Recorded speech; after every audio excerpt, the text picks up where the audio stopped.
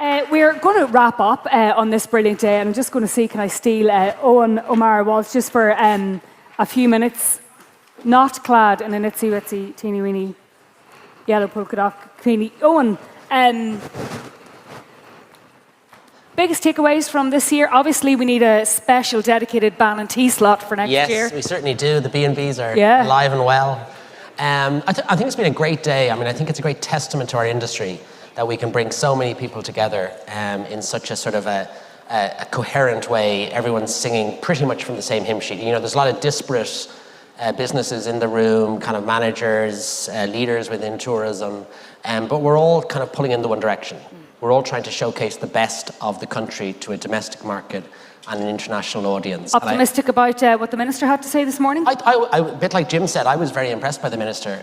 You know, I thought he had a refreshing business perspective. I think he was a straight talker. I think he probably has an uphill task to deliver everything that he wants to deliver. It might take a couple of budgets, but I think he's on our side. I think, you know, ITIC has long campaigned for tourism to be moved to an economics portfolio, and I think you can already start seeing the benefits of that. But, you know, there have been a few wins in terms of lobbying and case making recently. You know, the Dublin Airport passenger cap, there's going to be legislative intervention.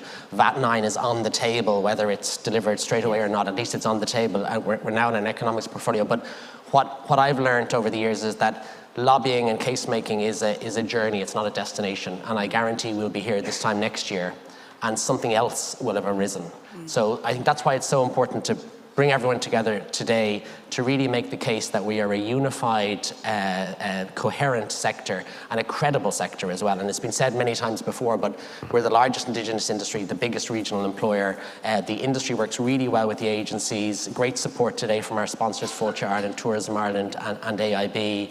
And just on a personal note, I think, you know, a huge thanks to the industry, to ITIC council members, to the ITIC board. You saw Neil and Anne today, but, you know, we've very, very active, committed board, and Arlene Woods in the office has delivered today. Greg, Fastlane, Keynote.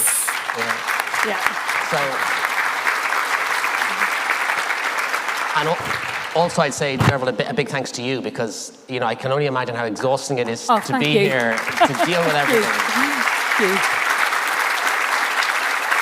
And, you know, I think Derval makes it look very easy, and that is not an easy thing to do.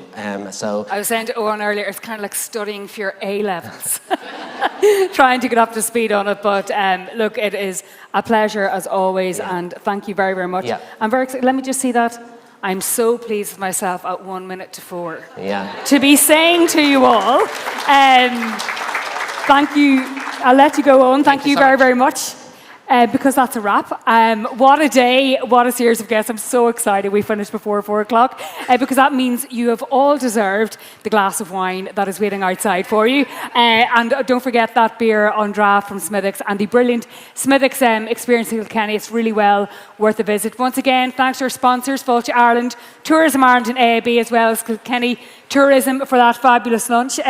Bang on the dot at 4 o'clock. If you do want to look back and absorb recordings of the conference, will be available on the ITIC website in the coming days. What I do know from doing this 86 years in a row is that this wonderful industry has survived everything that has been thrown at it, and the new challenges, just like the previous ones, I have no doubt will be overcome. We thank you for your time and presence today. Slán agus Banach Blith.